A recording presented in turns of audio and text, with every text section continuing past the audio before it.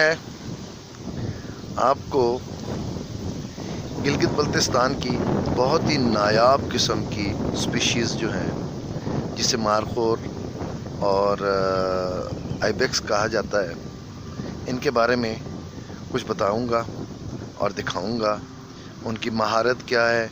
کس طرح وہ عمودی چٹانوں پر اور ڈھلوانوں پر چڑھ جاتے ہیں، اور سب سے اہم چیز جو ہے کہ آئیبیکس اور مارخور میں فرق کیا ہے۔ آئیبیکس کو ہم کہہ سکتے ہیں کہ یہ جس طرح پنجاب میں یا سندھ میں یا ادھر ادھر جو بھیڑیں ہوتی ہیں ان میں وہ یہ پہاڑی بھیڑ کے طور پہ یا پہاڑی بکرے کے طور پہ کہا جاتا ہے، جبکہ جو مارخور ہوتا ہے اس کے سینگوں کا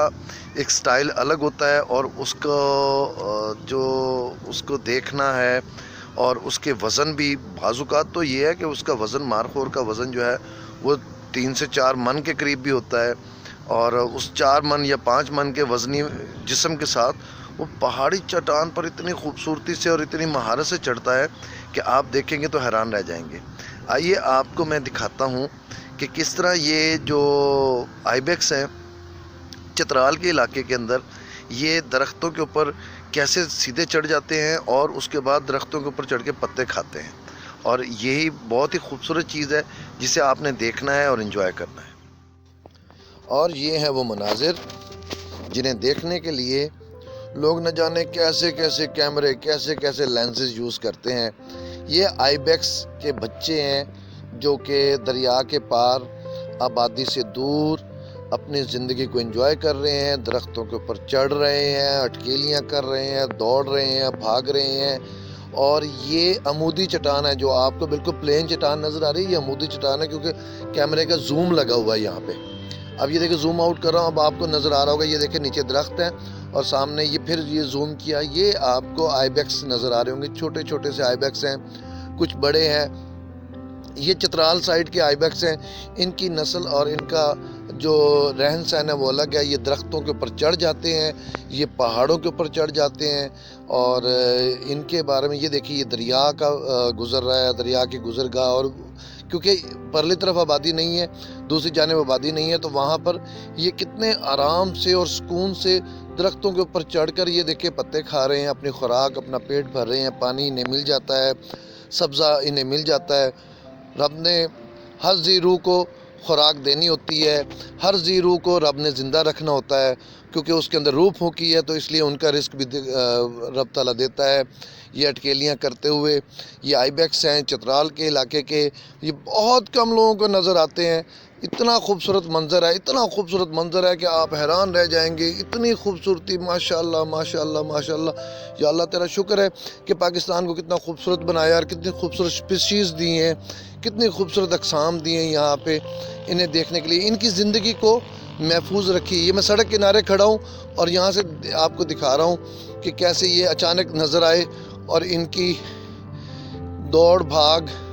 سب کتنی مزیدار ہے، کیسے یہ اپنی اس چھوٹی سی زندگی کو انجوائے کر رہے ہیں۔ یہ دیکھیے یہ آپ کو یہ بھی آئیبیکس نظر آ رہا ہوگا، اور یہ جو آئیبیکس ہے یہ چترال کے علاقے میں ہی ہے۔ یہ نسل جو ہے یہ باقی آگے جو اوپر جیبی گلگت بلتستان ہے اس میں نظر نہیں آئے گی،